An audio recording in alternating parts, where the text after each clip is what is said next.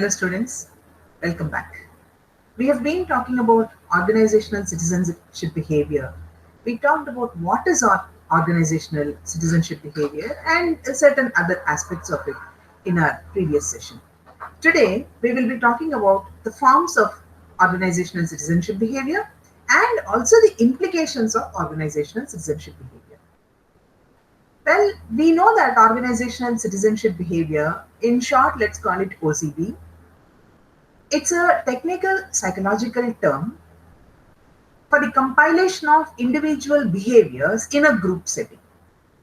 We also told in the previous session that it has been first defined by Dennis Organ in 1988 as an individual behavior which is not rewarded by a formal reward system, but that when combined with the same behavior in a group results in effectiveness. So what is done by going an extra mile over and above what has to be done formally, that is what we discuss about. Organizational citizenship behavior is linked to work productivity, employee effectiveness, and other factors which can impact a business. When we talk about the forms of organizational citizenship behavior, we would talk from two perspectives. One is individual perspective and the other is organizational perspective. Based on the taxonomy of organ, Williams and Anderson in 1991 have talked about two broad categories of OCB. The first one is organizational citizenship behavior with reference to the organization, which is OCBO. And the second is organizational citizenship behavior with reference to the individual, which is called OCBI. Now let's talk about these two forms of organizational citizenship behavior. That is OCBO, which refers to the organizations, and OCBI, which refers to the individuals. As the name indicates, OCBO refers to that extra role behavior of the employees, which in turn causes and provides direct benefits to the organization.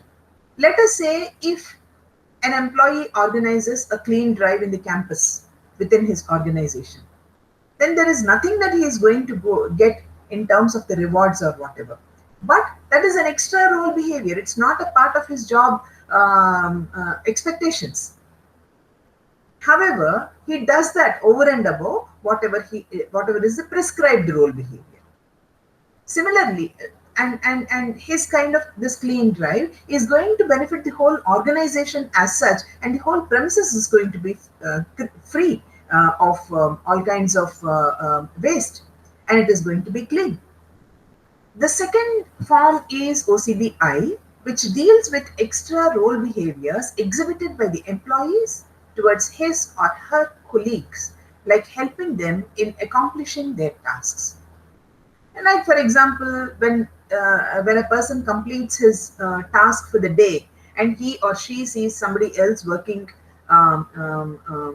further, then helping them in completing the work, for which they may have to spend a little extra time on that particular day, but thus he is going to or she is going to help the other person who may be requiring some help but is not asking, or even if they don't ask and even if they don't feel that they require, by helping them, it will be like, unburdening them to certain aspect. So this extra role behavior which helps the individual is what we are referring to as OCBI. Osterk in 2010 defines this OCBI as a set of behaviors that directly benefit individuals but indirectly and ultimately benefit the organization. Now let us take this same example. When one employee helps another employee, a colleague, in spite of not being asked, he goes an extra mile and he helps that person, then this in turn builds up the team spirit in that particular team, and the person who is helped may yet help another person in a similar way, and thus it is going to be a chain reaction of helping each other, and in the process it helps the organization. It benefits the organization because work output increases. Within the timelines, within the deadlines, within the targets prescribed, everything is being done. And each is helping the other, which indicates team spirit. Understanding the relationships between these forms of OCB and both their antecedents and consequences is important in order to capture the multidimensional nature of organizational citizenship behavior.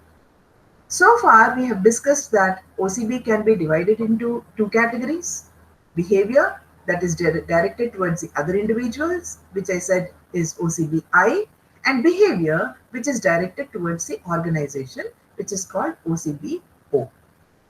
There is one more addition to the above categories in recent times, and that is called organizational citizenship behavior towards the environment. Like, for example, keeping the environment clean, seeing to it that harmful, hazardous substances are not thrown into the premises.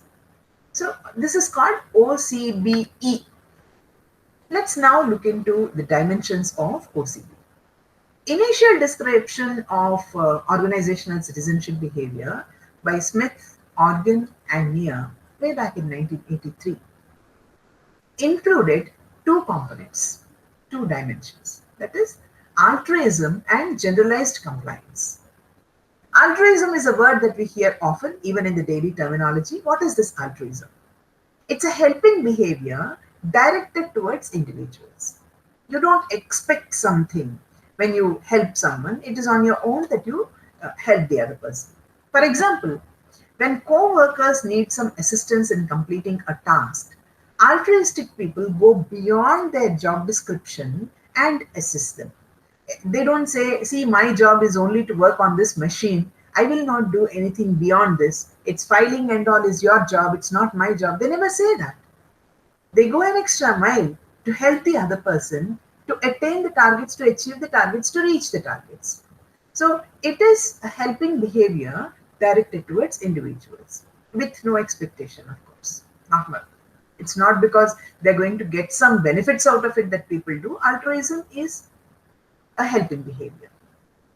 And generalized compliance, on the other hand, which is the second description given by Smith, Organ, and Neer, is that people doing things right and proper for their own sake rather than for any specific person. It's not because you want to please a person. You think it is right to help, so you help.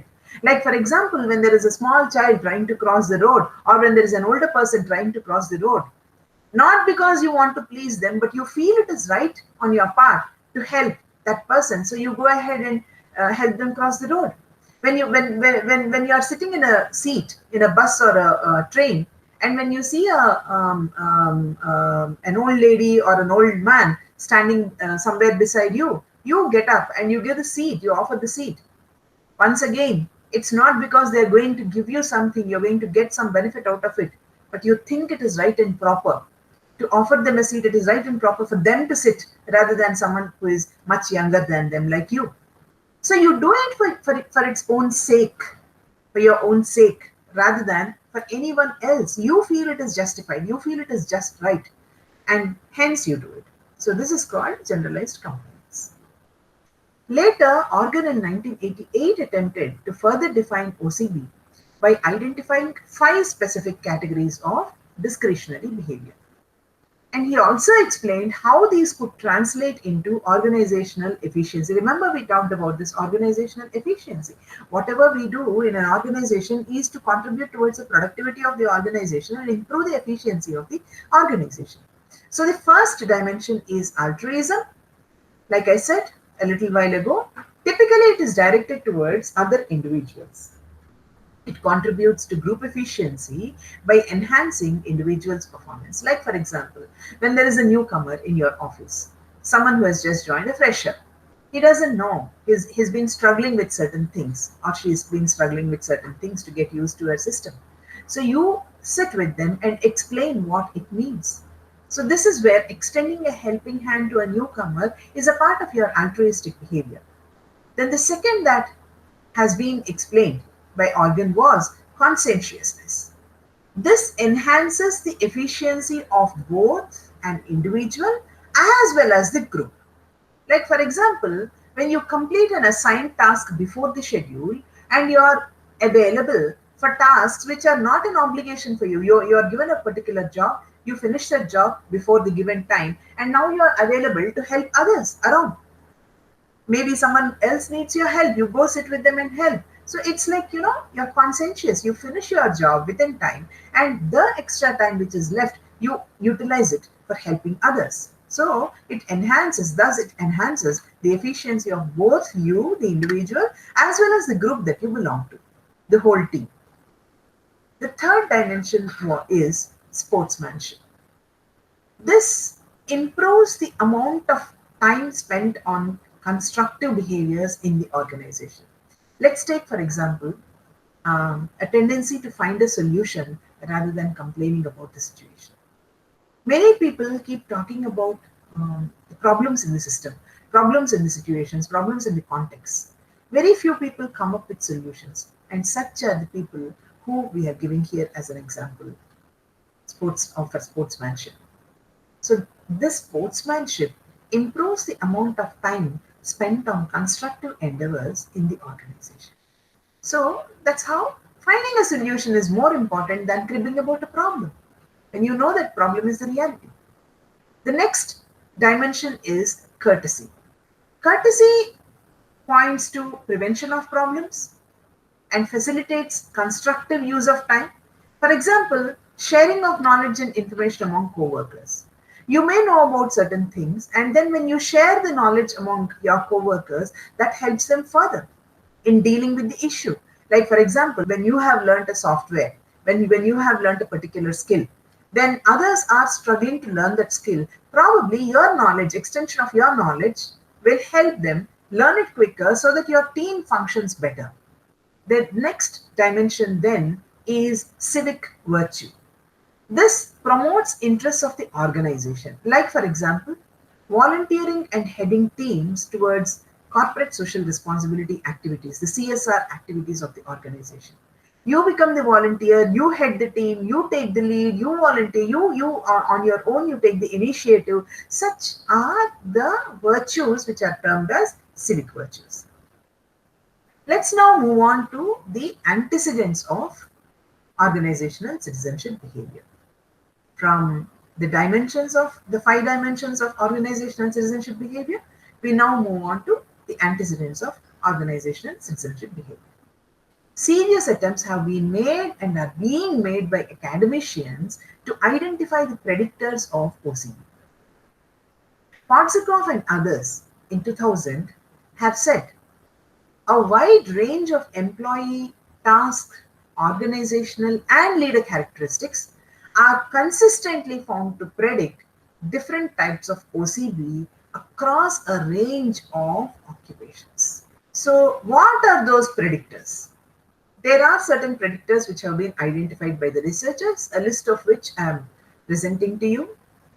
Attitude, employee engagement, organizational commitment, job satisfaction, perceived organizational support, perceived supervisory support, and organizational justice.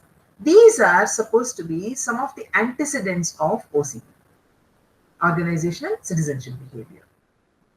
Personality variables. For example, let's take conscientiousness and agreeableness. These are the traits which influence people to engage in OCB.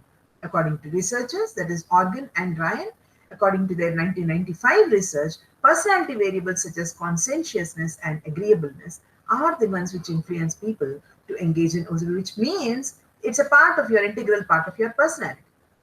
Organ in 2006 says that leadership styles such as instrumental leadership, supportive leadership, and transformational leadership are important.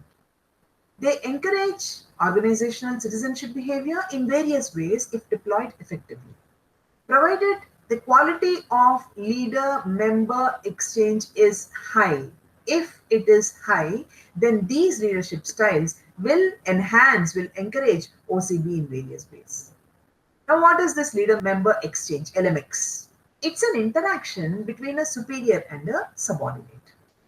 Such interaction, if characterized by mutual trust and liking, then it facilitates OCB. Otherwise, we cannot say that in any organization OCB is encouraged. It depends upon the LMX also.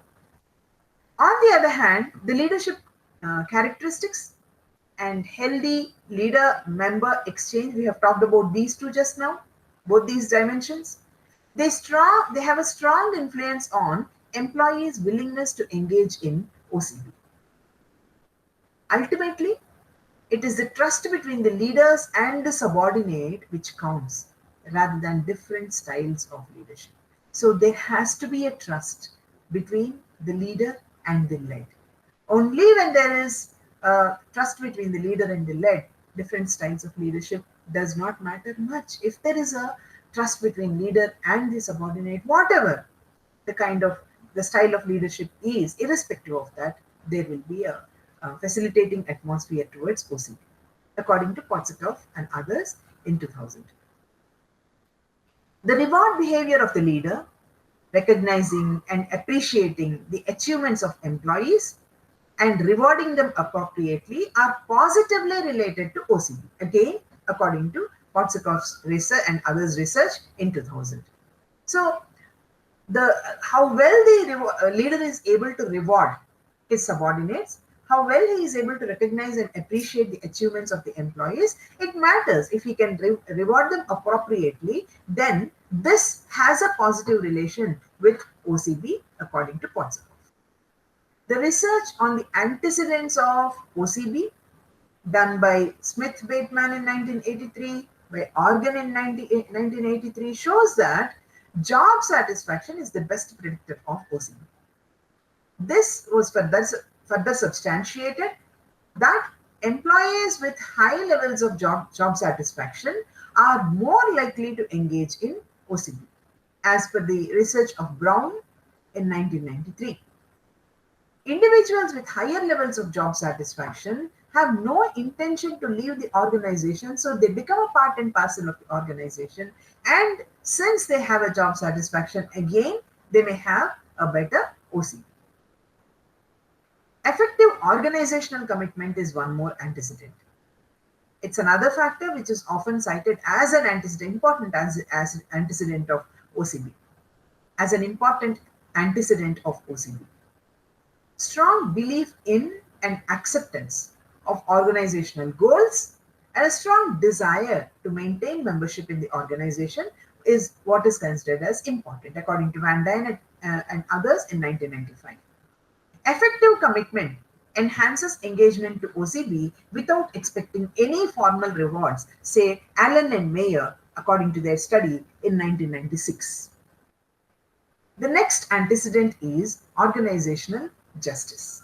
Whether or not employees feel organizational decisions are unbiased decisions, also if employee opinion is considered before decision making, and employees perceive that they are being treated equally with respect to training, tenure, responsibility, or workload, any of these, and if there is a perception of fairness, then all these are positively related to OCB, according to Moorman, 1991.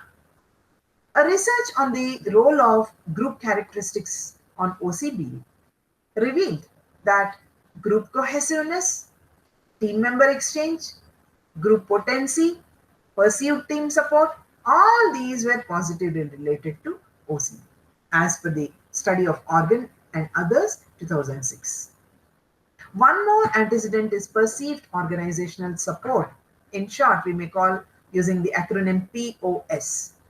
The degree to which employees believe that their organization values their contributions and cares about their well-being and fulfills socio-emotional needs. Here, the relationship between POS, that is perceived organizational support, and OCB has always been positive. Same is the case with perceived supervisory support, in short PSS. The degree to which supervisors value the contributions, opinions, or gestures of their subordinates and care about their well-being According to Rhodes and Eisenberger, their study in 2002, PSS explains why subordinates display commitment to their supervisor. The relationship between OCB and PSS, that is, perceived supervisory support, has always been positive. Now we move on to the implications of OCB. When there is a presence of high level of OCB, it maximizes the organizational performance in several dimensions. Strong relationship between OCB and job satisfaction, as we have seen in the previous slides. There is a positive impact on employee performance and well-being as well. Again, the positive relationship between group cohesiveness and OCB also increases the productivity of the co-worker and coordinate activities within and across the work groups. OCB enables appropriate usage of available resources for more productive purposes, of scarce resources purely for maintenance functions, and OCB strengthens the organization's ability to attract and retain the best employees. It results in increasing the stability of organization's performance. And employees become more and more cooperative with their superiors as well as colleagues. They exhibit more of this extra role behavior which we have been talking about. OCB increases employees' willingness to sacrifice their own comforts in order to meet the organizational goals. Higher the level of organizational citizenship behavior among employees, the lower the employee turnover and absenteeism. And organizational citizenship behavior brings in a positive impact on productivity, efficiency, and customer satisfaction apart from enhancing the cost reduction. In today's session, students, we have talked about, once again, we brushed up the memory about what is organizational citizenship behavior. We talked about forms of organizational citizenship behavior. We also explained what those forms mean. Not only the two forms, in addition to that, we also talked about OCBE, that is with relation to the environment as well. And then we have talked about the antecedents of organizational citizenship behavior. And finally, we talked about the implications of organizational citizenship behavior. Thank you all for the patient listening, and we will meet again in the next session to conclude this particular session. Thank you.